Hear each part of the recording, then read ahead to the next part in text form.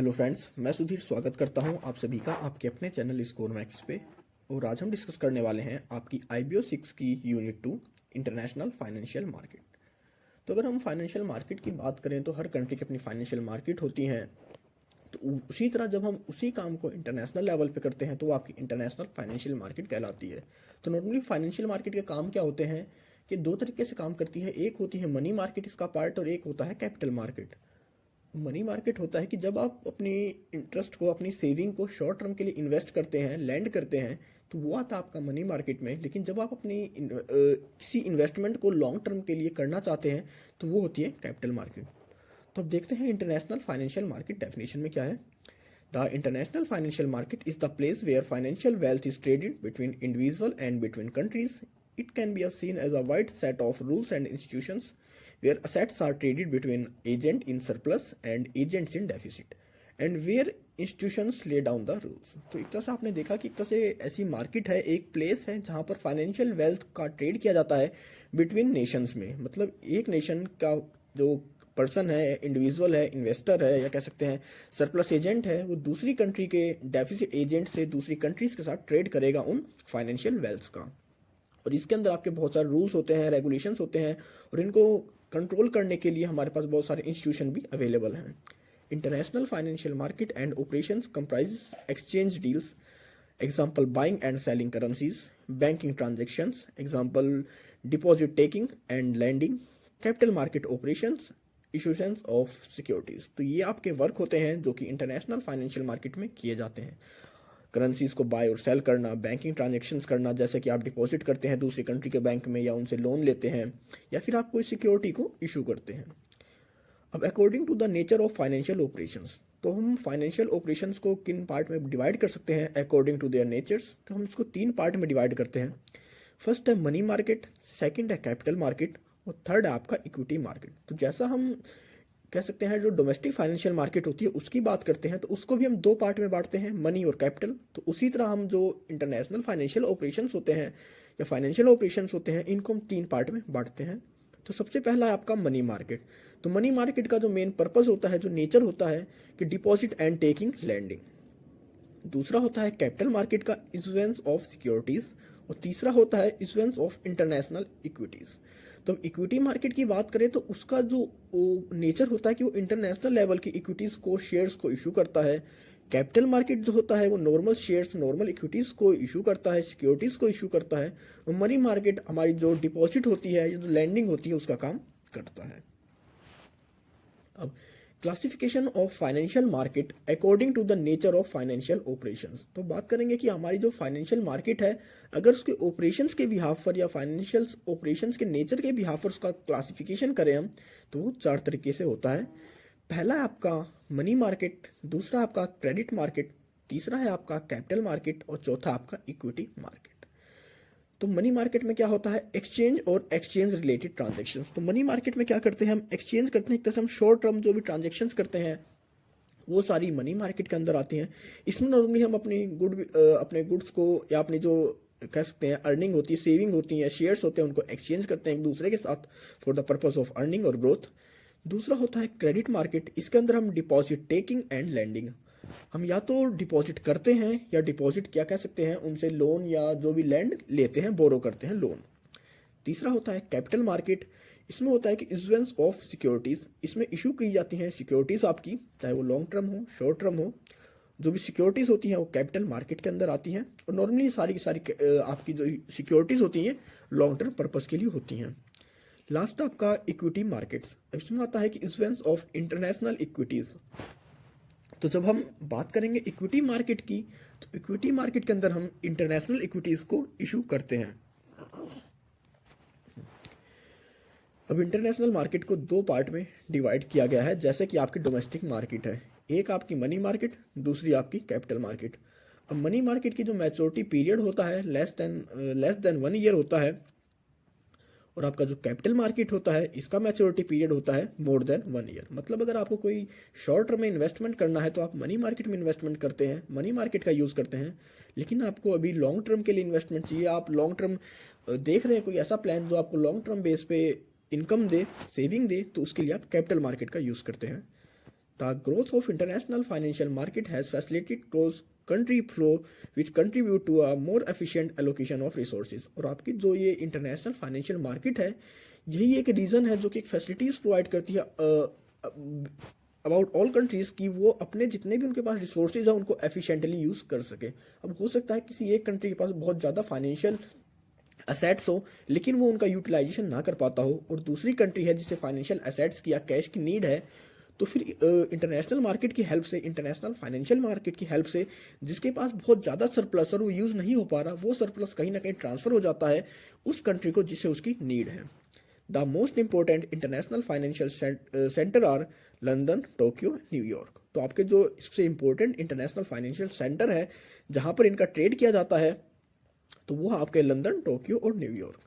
The market of Switzerland, Luxembourg, Singapore, Hong Kong and the Bahamas serve the financial entry ports. तो entry ports होता क्या है कि कैसे ये सेंटर होते हैं जो कि आपके फॉरेन ट्रेडर्स जहाँ पर डील करते हैं एक दूसरे के साथ, मतलब एक तरह से एक प्लेस है, एक डेस्टिनेशन है जो प्लेस अवेलेबल कराती है, वो एक तरह से एक डेस्टिनेशन प्रोवाइड करती है to the non resident supplier of funds और non resident users of fund. मतलब ना तो वो उसके सप्लायर है और ना ही उसके यूजर है, बट एक तरह से एक प्लेस होता है जहां पर दोनों कंट्रीज के सप्लायर और यूजर आकर अपने फंड को ट्रांसफर करते हैं और एक्सचेंज करते हैं। अब euro market, it denoted a currency used in financial transaction outside a country of origin of that country, example US dollar and term as euro dollars। तो यूरो, नॉर्मली यूरो करेंसी की हम बात करें, euro market की बात करें, जब हम अपनी करेंसी का किसी अपनी कंट्री को छोड़कर किसी दूसरी कंट्री में जाकर यूज़ करते हैं तो वो हमारी यूरो करेंसी बन जाती है। जैसे भी मैं बात करूँ, हमारे पास इंडियन रुपीज़ है और मैं इंडियन रुपीज़ को जाकर अमेरिकन मार्केट में, अमेरिकन बैंक में डिपॉजिट करूँ या वहाँ से लैंड करूँ इंडियन रुपीज़, तो वो क्या कहलाएगी, मेरी यूरो करेंसी। मतलब जब हम अपनी देश की, अपनी खुद की सेल्फ जो हमारी करेंसी होती है, उस करेंसी का यूज़ हम अपनी पॉलिटिकल बाउंड्री से बाहर दूसरे बैंकों में करें लैंड के लिए या सेविंग के लिए, तो वो हमारी कहलाती है यूरो करेंसी। और वो बैंक जो उस करेंसी को एक्सेप्ट करते हैं या लैंड करते हैं, वो बैंक कहलाते हैं यूरो बैंक।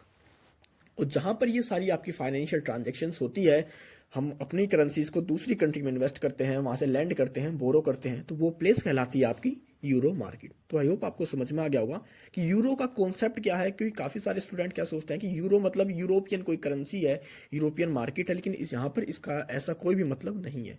यूरो का मतलब जब आप अपनी करेंसी को किसी दूसरी कंट्री में जाकर वहाँ के बैंक में यूज़ करो, डिपॉजिट करो या लैंड करो।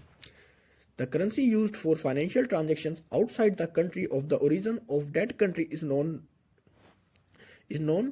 no more than euro currency. It rather known as euro dollar, euro yen, euro mark and euro France. तो पहले हम क्या बात करते थे, यूरो करेंसी यूज़ क्या करते हैं आज के कुछ टाइम पहले, जब हम अपनी करेंसी का किसी दूसरी कंट्री में जाकर यूज़ क्या करते हैं। लेकिन हम प्रेजेंट टाइम की बात करें तो अब हम जिस कंट्री में, जैसे अगर मैं अमेरिका के अंदर बात कर रहा हूँ और मैं अमेरिकन डॉलर्स को ऑस्ट्रेलिया में जाकर इन्वेस्ट करता हूँ, वहाँ के बैंक में डिपॉजिट करता हूँ या वहाँ से लैंड ले करता हूँ, तो उस कंडीशन में जो मैं वहाँ पर ट्रांजेक्शन कर रहा हूँ मेरी करेंसी की, उसे यूरो डॉलर कहा जाएगा। इसी तरह जब हम अपनी करेंसी की ट्रांजेक्शन दूसरी कंट्री में करते हैं तो उनको यूरो के साथ जोड़ दिया जाता है, जैसे आपका यूरो डॉलर है, यूरो येन है, यूरो मार्क है, यूरो फ्रांस है। The transactions in euro dollar, euro yen, euro marks etcetera are known as euro market. तो वही था कि जो भी इनकी ट्रांजेक्शन होती है, जिस प्लेस पे इनकी ट्रांजेक्शन होती है, जो एक तरह से मैनेजमेंट करता है इन सबको, वो होती है आपकी euro market. Euro market consist of bank, euro bank consist of a wholesale deposit and loan in favorable jurisdictions and in a variety of currencies usually other than the country in which the bank are located। तो euro market normally होता क्या है कि अंदर euro bank होते हैं इनके constitute, क्योंकि यूरो बैंक मिलकर कहीं ना कहीं एक मार्केट को बनाते हैं, कंस्टिट्यूट करते हैं। और ये बैंक क्या करते हैं, ये होलसेल डिपॉजिट और लोन की फैसिलिटीज़ प्रोवाइड करते हैं अपने जुरिडिक्शन एरिया में, अलग अलग करेंसीज में प्रोवाइड करते हैं करेंसीज को। और नॉर्मली ये बैंक उन्हीं करेंसीज को प्रोवाइड करते हैं, उन्हीं के डिपॉजिट और लोन को आपको प्रोवाइड करते हैं जिस कंट्री से, कह सकते हैं कि वो जिस कंट्री में है उस कंट्री को छोड़कर अपनी कंट्री से बाहर की करेंसीज को ये सप्लाई करते हैं, डिपॉजिट करते हैं और लोन के फॉर्म में प्रोवाइड करते हैं। Why do the euro market thrive, मतलब यूरो मार्केट ग्रो क्यों हुई, रीज़न क्या था यूरो मार्केट के इतना ग्रो होने का। क्योंकि अगर कोई भी मार्केट ग्रो होती है, कोई चीज़ डेवलप होती है, तो उसका कोई ना कोई रीज़न होता है, नीड होती है, डिमांड होती है। तो सबसे पहले देखेंगे the euro market thrive and grow because national money market were hobbled with regulations such as interest rate controls, reserve requirement, and deposit insurance cost. The major currencies in the recent year have however gained enough non-resident convertibility then a euro market segment was able to rise. तो आपकी जो money market थी उसके रहने के बाद भी euro market क्यों डेवलप हुई, क्या रीज़न था?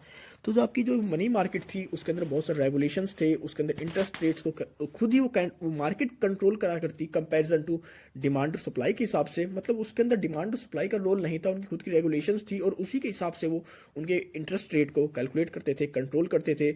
उनके पास कुछ ना कुछ अपना रिजर्व रिक्वायरमेंट्स आपको डिपॉजिट करना होता था या आपकी जो इंश्योरेंस कॉस्ट थी वो पे करनी रहा करती। तो कह सकते हैं बहुत सारी कमियां थी जो कि हमारी मनी मार्केट सेगमेंट में थी और उन्हीं कमियों को पूरा करने के लिए आपका यूरो मार्केट थ्राइव हुआ, ग्रो हुआ।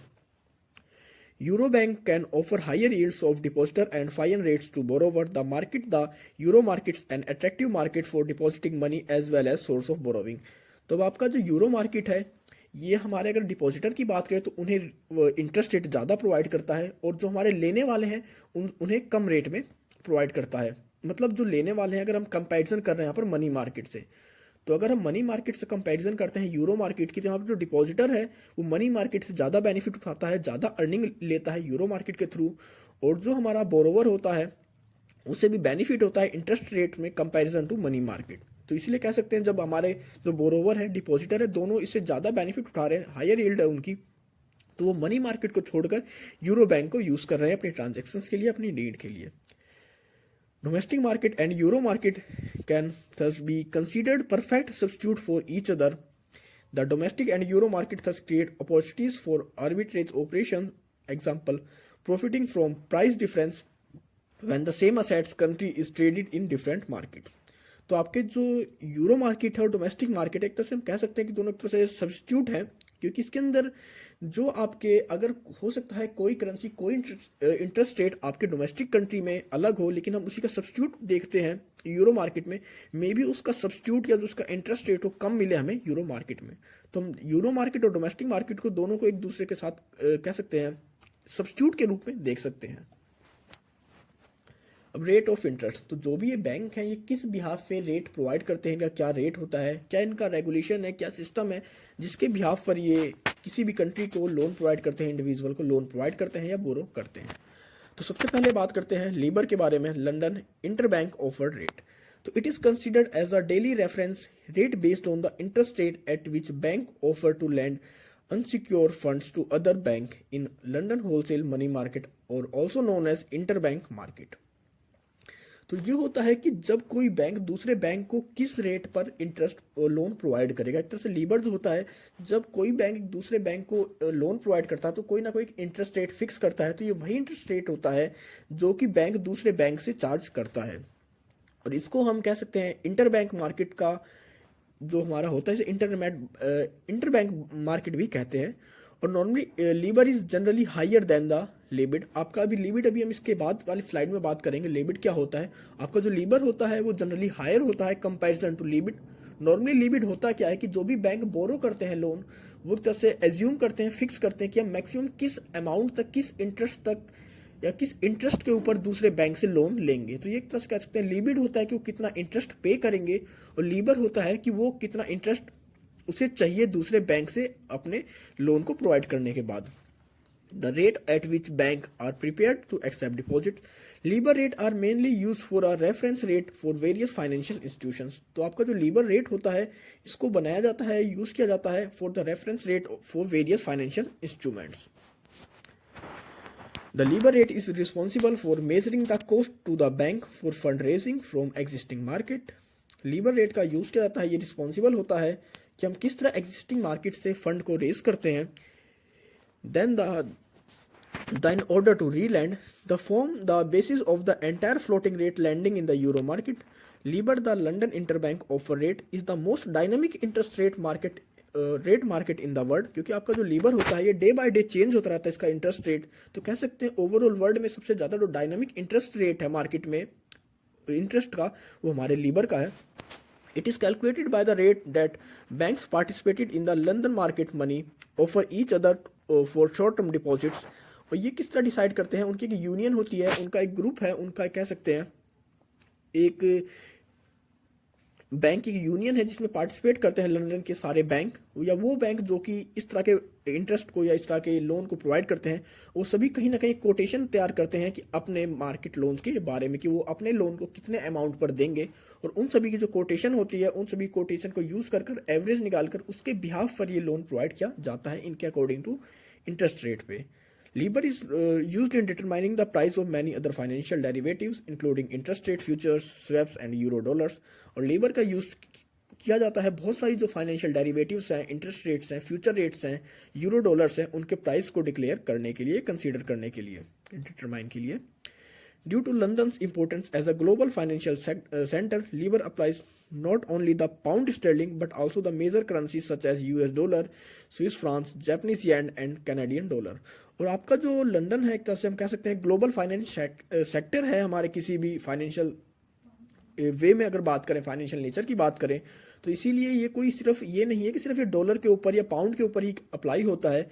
इसका यूज़ हम मेजर करेंसीज के ऊपर करते हैं, जैसे कि आपका यूएस डॉलर है, फ्रांस है, स्विस फ्रांस है, जापानीज येन है, या आपके कनाडियन डॉलर है। इन सभी को भी, इनके ऊपर जो भी इंटरेस्ट लोन हम कैलकुलेट करते हैं, चाहे लैंड का चाहे बोरोइंग का, वो कहीं ना कहीं हम लीबर के बिहाफ पे ही कैलकुलेट करते हैं। LIBOR is estimated at 10 AM at London times और डेली बेसिस। जो लीबर का जो एस्टिमेट किया जाता है डेली, इनका जो अलग अलग इंटरेस्ट रेट आता है वो डेली 11 AM डिसाइड किया जाता है लंडन टाइम्स के हिसाब से। The department of British bankers association calculate its, उनका जो ब्रिटिश बैंकर्स का एसोसिएशन है वो इसको कैलकुलेट करता है on the behalf of participating bank. They average the inter bank interest rate being offer bye it's membership. और जितने भी मेंबर्स होते हैं इस यूनियन के, इस ग्रुप के, जो भी बैंक पार्टिसिपेशन में पार्ट लेते हैं, उनके हिसाब से वो अपने अपने ऑफर को प्रोवाइड करते हैं for the interest rate. The period of calculating the LIBOR is as short as overnight as a long as 1 year. और इसका जो शॉर्ट टाइम पीरियड होता है लीबर का, ये एक दिन से कम भी हो सकता है और एक साल जितना भी हो सकता है। The rate offered by the banks very constantly throughout the day, however LIBOR is fixed for the 24 hours period. Generally the difference between the instantaneous rate and LIBOR is very small, specially for short duration.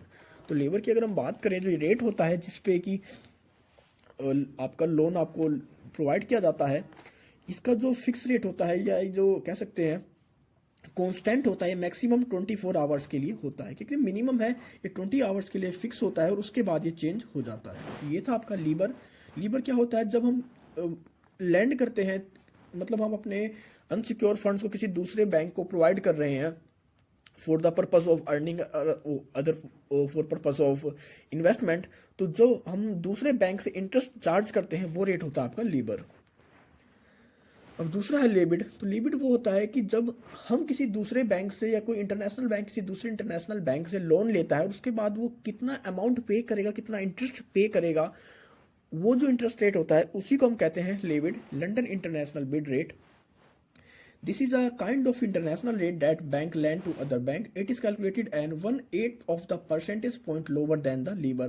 अब आपका जो LIBOR का interest rate होता है उसके हिसाब से 1/8 ये कम होता है। मतलब अगर आपका लीबर का इंटरेस्ट रेट 8% है तो इसका इंटरेस्ट रेट क्या हो जाएगा, आपका 7 हो जाएगा। तो मतलब उससे 1/8 ये कम होता है। It is also described as the main interest rate at which major banks in London international market are agreeable to borrow funds from each other. और ये ऐसा रेट है जहां पर लंदन के जितने भी इंटर बैंक मार्केट्स के बैंक हैं वो एग्री हैं इस रेट पर फंड्स को बोरो करने के लिए किसी दूसरे बैंक से। मतलब एक तरह से ये एक्सेप्टेबल रेट्स है इंटरेस्ट का, जिसके ऊपर कि आपके लंदन के इंटर बैंक मार्केट में वो एग्री करते हैं कि हाँ वो इस रेट के ऊपर फंड्स को बोरो करेंगे। As oppose in to the lending market lending rate, the London interbank offer rate quoted by banks willing to end surplus euro dollars deposits. This bid rate is generally lower than to interest rates. और आपका जो ये London rate होता है ये कह सकते हैं ये कम होता है कंपैरिजन टू आपके प्रीवियस रेट से। अब लीमन की बात करें कि एक था आपका लीबर, दूसरा था आपका लेबिड। तो आपके दो, ये आपका था लीबर, ये था आपका लेबिड। अब कई होते हैं कि जो बैंक ना तो लीबिड को यूज करते हैं ना ही लेबिड को यूज करते हैं, तो वो क्या यूज करते हैं, लीमन को यूज करते हैं। एक तरह से ये आपका इन दोनों का एवरेज होता है। ना तो लिबिड को यूज करेंगे ना लेबर को यूज करेंगे, वो इन दोनों के इंटरेस्ट रेट को ऐड कर कर और इनका जो एवरेज होता है उस इंटरेस्ट रेट को यूज करते हैं अपने बोरोविंग के लिए या उसके लैंडिंग के लिए। It is defined as mid point between the bid rate LIBID and offers rate LIBOR in the euro currency market. In other word it can also be referred as the arithmetic average of Libor and Libid in same currency. The Libor is the rate at which funds are sold in market, when Libid is the rate which funds are purchased in the market. तो आपने देखा कि लीबर वो rate होता है जिस rate पर fund को बेचा जाता है, फंड को प्रोवाइड किया जाता है, और लिबिड वो होता है कि जिस रेट पर फंड को परचेज किया जाता है मार्केट से। तो इन दोनों का जो अर्थमेटिक मीन होता है वो होता है आपका Lehman. The Lehman rate can be used by institutions borrowing and lending markets in the interbank market. Instead of using the Libor and Libid rates in any e-lending agreement, it can also be used to gain insight into the average rate at which money is being borrowed and lent in the international या interbank market. तो Lehman का use किया जाता है instead of लिबिड और लीबर के place पर। अब बात करेंगे इंटरनेशनल डेब्ट इंस्ट्रूमेंट। तो इंटरनेशनल डेब्ट इंस्ट्रूमेंट हमारे पास कितने हैं? तो सबसे पहला है यूरो नोट्स, दूसरा है यूरो कमर्शियल पेपर, तीसरा आपका मीडियम टर्म नोट्स, चौथा है आपके पास फ्लोटिंग रेट नोट्स, नेक्स्ट आपका यूरो बॉन्ड्स, नेक्स्ट आपका यूरो इक्विटीज और लास्ट आपका यूरो कन्वर्टिबल बॉन्ड्स। तो ये हमारे पास कुछ इंटरनेशनल कह सकते हैं इंटरनेशनल डेब्ट इंस्ट्रूमेंट्स हैं जिनकी हेल्प से हम डेब्ट लेते हैं। तो सबसे पहले हम बात करेंगे यूरो नोट्स के बारे में। Euro notes are likely promissory notes issue by a company for obtaining short term funds. तो एक तरह से ये प्रोमिसरी नोट्स की तरह काम करते हैं और ये कंपनीज के थ्रू इशू किए जाते हैं for the obtaining short term funds या short term finance. It is डेब्ट security with a maturity of less than a few years traded in the euro currency market. और इनकी जो मैच्योरिटी पीरियड होती है लेस देन फ्यू ईयर्स, या कह सकते हैं शॉर्ट टर्म के लिए तो नॉर्मली इनका जो टाइम पीरियड होता है वो 1 साल से कम का होता है, और 1 साल के बाद इनकी मैच्योरिटी होती है और उसके बाद ये हमारे जो यूरो नोट्स होते हैं ये करेंसी में कन्वर्ट हो जाते हैं। तो कह सकते हैं इनकी जो लिक्विडिटी होती है बहुत ज़्यादा होती है।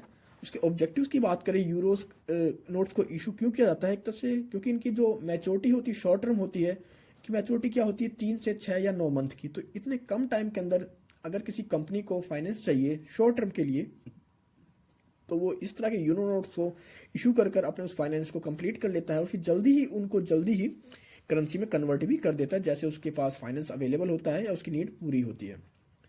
दूसरा आपका represent low cost funding route, और एक तरह से ये आपका जो अगर हम कोई भी चीज़ इशू करते हैं उसके लिए फंड की नीड होती है उस चीज़ को इशू करने के लिए, तो ये रिप्रेजेंट करता है हमारी लो कॉस्ट को। तो ये थे हमारे ऑब्जेक्टिव्स यूरो नोट्स को इशू करने के लिए।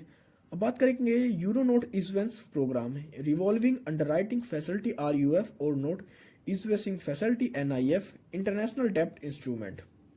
तो हमारा जो प्रोग्राम था रिवॉल्विंग अंडरराइटिंग फैसिलिटी और नोट, इसे यूज किया जाता है इंटरनेशनल डेब्ट इंस्ट्रूमेंट को यूज करने के लिए। Euro commercial paper, it is a promissory note like the short-term euro notes, although it is different from euro notes in some ways. It is not underwritten while the euro notes are underwritten. तो ये कह सकते हैं euro notes होते हैं कि उन्हें कुछ टाइम बाद कंपनी वापस ले लेती है उनकी मैच्योरिटी पीरियड होते ही, लेकिन अगर हम यूरो कमर्शियल पेपर्स की बात करें तो ये कहीं ना कहीं सेम होते हैं हमारे प्रोमिसरी नोट की तरह, लेकिन ये अंडर रिटन नहीं होते।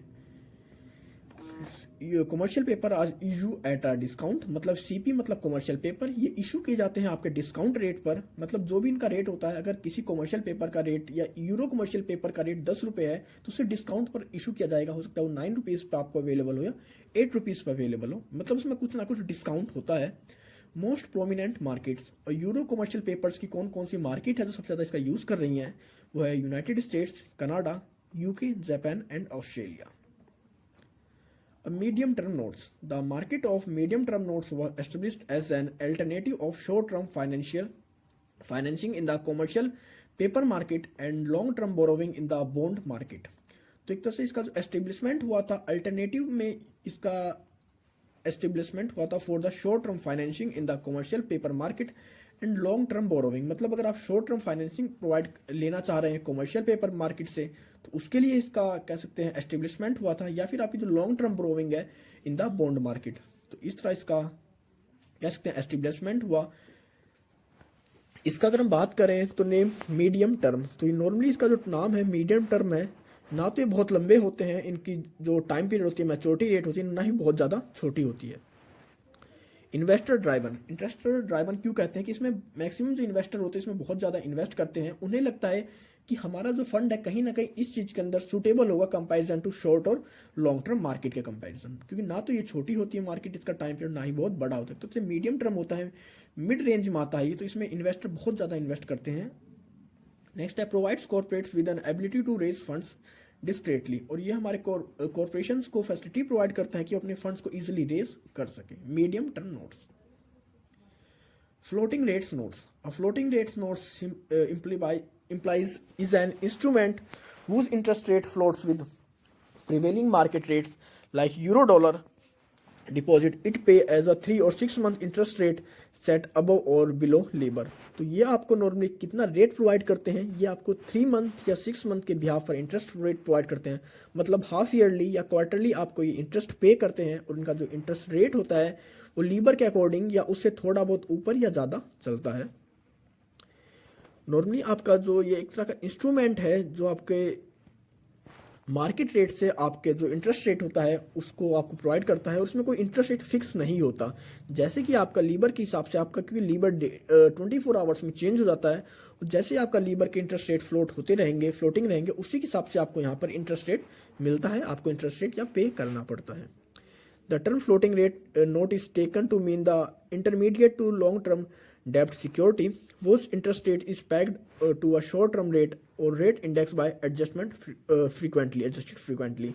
तो इसका जो इंटरेस्ट रेट होता है वो कोई शॉर्ट टर्म के लिए फिक्स होता है, लेकिन इसका लॉन्ग टर्म की बात करें तो इसका इंटरेस्ट रेट अपने आप को एडजस्ट करता रहता है, क्योंकि ये हमने बात करी कि लीबर के हिसाब से अपने इंटरेस्ट रेट को कैलकुलेट करता है। तो लीबर क्या है, वो 24 आवर्स में अपने इंटरेस्ट रेट को चेंज करता है, कंटिन्यू फ्लक्चुएट होता रहता है, फ्लोटिंग होता रहता है। Plain vanilla floating rates notes. A plain vanilla FRN is a fixed maturity bond whose reference rate, periodic frequently or reset and coupon payment are all of the same length. अब इसके अंदर हमारे पास दो notes होते हैं, एक होता है आपका plain vanilla floating rate notes और दूसरा होता है आपका मिसमैच फ्लोटिंग रेट नोट्स। तो अगर हम वैनिला फ्लोटिंग नोट्स की बात करें तो इसकी जो मैच्योरिटी डेट होती है वो फिक्स होती है, और इनका जो रेट होता है, पीरियड होता है, वो भी फिक्स होता है, लेंथ फिक्स होती है। और हम दूसरे की बात करें, मिसमैच की बात करें, तो इनका रेट तो फिक्स होता है, फिर the reference rate period, the frequency of reset and coupon rate payment period are of different lengths. Let's illustrate mismatch FRN। तो अगर हम बात कर रहे हैं कि मिसमैच फ्लोटिंग रेट्स की, तो इसके अंदर आपका जो इंटरेस्ट रेट होता है वो डे बाय डे चेंज होता रहता है, रीसेट हो सकता है, उसको टाइम के साथ फ्लक्चुएट हो सकता है, फ्लोटिंग हो सकता है, लेकिन आपका जो वैनिला फ्लोटिंग रेट होता है वो फिक्स होता है, मैच्योरिटी भी उसकी फिक्स होती है, उसका टाइम पीरियड भी फिक्स होता है। अब बात करते हैं यूरो बॉन्ड्स के बारे में। Euro bonds are usually issue in the market for the borrower by a syndicate of banks and from different countries and place in countries other than the one whose currency the bond is denominated. मतलब ये वो bonds होते हैं जो अपनी country में उस bond को इशू ना कर किसी दूसरी कंट्री में अपनी करेंसी के बॉन्ड को इशू करते हैं, तो वो हमारे कहलाते हैं यूरो बॉन्ड। मतलब अगर हम इंडियन बॉन्ड्स की बात करें, हम इंडियन करेंसी के बॉन्ड्स को इंडिया के अंदर इशू ना कर उसको किसी दूसरी कंट्री में जाकर इशू करते हैं with the help of syndicate of banks या अदर मार्केट की हेल्प से, तो वो कहलाएंगे हमारे यूरो बॉन्ड्स। मतलब हम अपनी कंट्री के अपनी करेंसी के बॉन्ड्स को किसी दूसरी मार्केट में जाकर इशू करते हैं, तो वो हमारे कहलाते हैं euro bonds. If the German firm issue a bond in France, in England, Switzerland, then it issue is a euro bond. तो वही एग्जांपल मैंने भी बात करी कि अगर इंडिया की करेंसी के बॉन्ड्स को किसी दूसरी कंट्री में जाकर इशू करते हैं तो वो हमारे यूरो बॉन्ड कहलाएंगे। Euro bond is popular choice for medium and long term fund for expansion, new investment और for acquisition, longer term money to fund their loan portfolios और टू इंक्रीज देयर कैपिटल। तो इन कह सकते हैं medium term loans के लिए या शॉर्ट टर्म फंड्स के लिए, एक्सपेंशन के लिए इसको पॉपुलर चॉइस चूज किया जाता है, माना जाता है। या फिर आप कोई एक्विजिशन कर रहे हैं, आपकी न्यू इन्वेस्टमेंट है, तो उसके लिए इसको पॉपुलर चूज किया जाता है, या पॉपुलर इसकी डिमांड है, बहुत ज़्यादा डिमांड है इसकी। या आपकी लॉन्ग टर्म मनी को फंड को डिमांड करते हैं, लोन अगर पोर्टफोलियो बना रहे हैं हम या अपनी कैपिटल को इंक्रीज करना चाह रहे हैं, तो उसके लिए इसका बहुत ज़्यादा यूज़ किया जाता है यूरो बॉन्ड का। रीपर्चेसिंग यूरो बॉन्ड, और आपके यूरो बॉन्ड ऐसे भी होते हैं कि इनको कुछ टाइम बाद वो जो कंपनी इसे इशू कर रही है, वो बैंक जो इसे इशू कर रहा है, वो इसे रीपर्चेज भी कर लेता है। मतलब एक तरह से आपको एक स्पेसिफिक टाइम के लिए आपको लोन बॉन्ड दे दिया, एक्सचेंज ऑफ करेंसी, और कुछ टाइम बाद आपको उस करेंसी के हिसाब से, आपको बॉन्ड के हिसाब से आपको इंटरेस्ट रेट मिलता रहेगा, और जब उस कंपनी को, उस बैंक को फिर से नीड होएगी उसके बॉन्ड की, तो वो आपको उन बॉन्ड्स को दोबारा रीपर्चेज कर लेगा। If a company can issue bond euro bond, it can also buy back the bond from the market. One common reason may be the debt borrower is flushed with funds and no need to debt cost and time consuming process. तो कई बार क्या होता है कि अब हमारी country ने, हमारी कंपनी ने, हमारे बैंक ने यूरो बॉन्ड इशू कर दिए, उसे अभी नीड थी फाइनेंस की, तो उसने बोरो करा तो उसे कुछ ना कुछ इंटरेस्ट रेट भी प्रोवाइड करना पड़ता है हमारे इन होल्डर्स को। लेकिन ऐसी कंडीशन आती है कुछ टाइम बाद कि अब हमारी कंपनी स्टेबल हो जाती है, उसे किसी भी तरह के फाइनेंशियल सपोर्ट की नीड नहीं होती दूसरे पर्सन से या हमारे होल्डर से। तो क्या करती है उस कंडीशन में, उन्हें ब्याज देने की कंपैरिजन, उन्हें कह सकते हैं उन्हें प्रॉफिट शेयर करने की कंपैरिजन उनसे, वो अपने बॉन्ड्स को उनसे रीपर्चेज कर लेती है। तो ये था आपका euro bonds. Euro equities, when a company shares are made available internationally rather than just in the country where the country is based, These issues are called euro equity issues. तो जब एक कंट्री अपने shares को, अपनी company अपने shares को अपनी सिर्फ एक मार्केट में इशू ना कर कर इंटरनेशनल लेवल पर इशू करती है, उसके सेल्स के लिए इन्वेस्टर्स को वहाँ पर इनवाइट करती है उसे परचेज करने के लिए अलग अलग कंट्रीज में, वहाँ की मार्केट में, वहाँ के बैंक्स में, तो वो हमारा कहलाता है यूरो इक्विटी इशूज। यूरो या कह सकते हैं equity linked instrument used for raising money abroad, इसका यूज किया जाता है आपके जो एब्रोड में फंड्स को या मनी को रेज करने के लिए। International depository receipt, euro convertible bond, तो ये कुछ एग्जांपल्स हैं हमारे जो कि इक्विटी या यूरो इक्विटीज में यूज किए जाते हैं, या हमारे जो इक्विटी से लिंक है इंस्ट्रूमेंट जिनका यूज किया जाता है मनी को रेज करने के लिए एब्रोड में। तो ये था हमारे यूरो कन्वर्टिबल बॉन्ड और internationally depository receipt. Depository receipt अब होता क्या है कि हमने बात करी कि लिंक है हमारे, कि यूरो इक्विटी से लिंक है हमारे दोनों यूरो कन्वर्टिबल बॉन्ड या इंटरनेशनल डिपॉजिटरी रिसिप्ट, तो अब इन्हीं के बारे में बात करेंगे।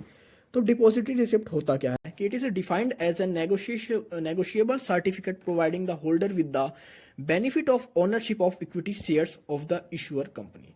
तो कोई भी कंपनी अपने शेयर्स को इशू करती है, तो जो पर्सन उसको होल्ड करता है, उसको परचेज करता है, उसको एक तरह से ये एविडेंस प्रोवाइड करता है, एक तरह से सर्टिफिकेट प्रोवाइड करता है डिपॉजिटरी रिसिप्ट, कि वो जिसने उसने शेयर परचेज करे हैं इक्विटी शेयर को का ओनर अब है, वो उसी शेयर के हिसाब से, इक्विटी शेयर के हिसाब से जो उसका बेनिफिट होगा ओनरशिप का, उसको इंजॉय कर सकता है।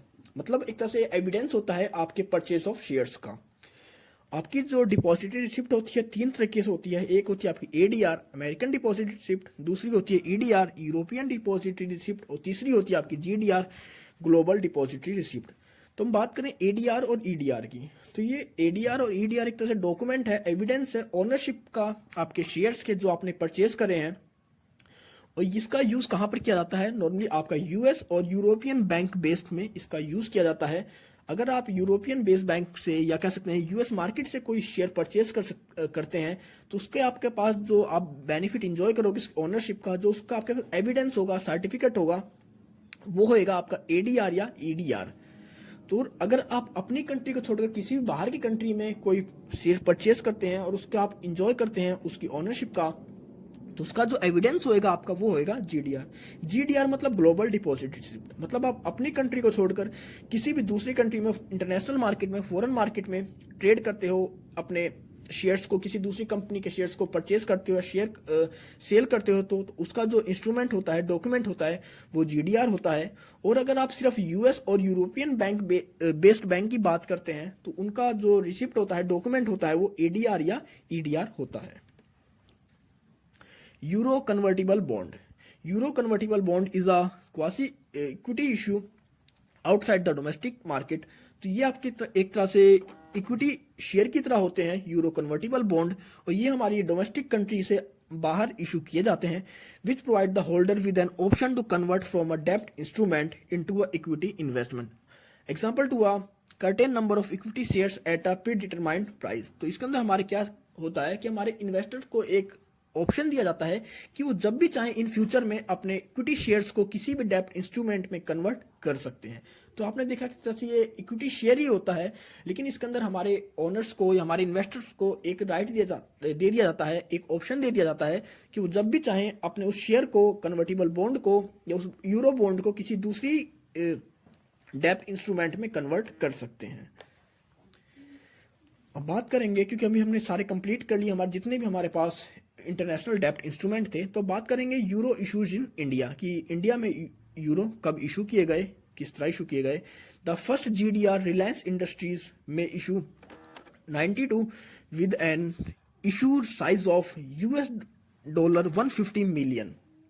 तो सबसे पहला जो जीडीआर इशू किया गया था हमारे इंडिया में, वो इशू किया था रिलायंस इंडस्ट्री ने 92 में, मई में, मतलब 1992 मई के अंदर, और इसका जो साइज था $150 मिलियन था। तो मतलब हमारा जो पहला जीडीआर इशू किया गया 1992 को मई में इशू किया गया था $150 मिलियन का रिलायंस इंडस्ट्रीज के through. The successful ADR issue includes, और आपके इसके साथ और भी एडीआर हैं जो कि सक्सेसफुल रहे हैं, इशू करे हैं इंडिया ने। इनमें से आपके जो मेन है वो आपका इन्फोसिस टेक्नोलॉजीज 75 मिलियन के एडीआर इशू कर रखे इन्होंने। दूसरा है सत्यम इन्फोवे लिमिटेड, इसने 86 मिलियन के एडीआर इशू करे हैं। और थर्ड है आपका आईसीआईसीआई, इसने 315 मिलियन के एडीआर इशू कर रखे हैं। December 1999, Ministry of Finance permitted Indian software companies to acquire foreign software companies and issue ADR, GDR without reference to the government of India or to the RBI up to the value limit up to $100 million।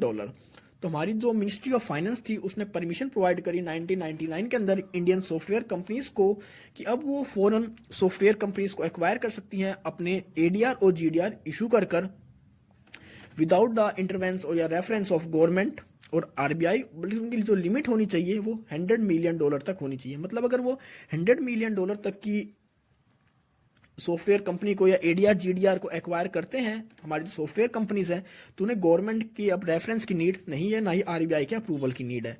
Beyond $100 million proposal would requires examination by a special committee, composite committee in the RBI. और अगर आप 100 million से ज़्यादा के ADR और GDR को acquire करते हैं, इशू करते हैं, तो उसलिए आपको आरबीआई एक कमेटी है, स्पेशल कंपोजिट कमेटी, उसके अप्रूवल की नीड होगी। तो ये था आपका यूरो इशूज इन इंडिया।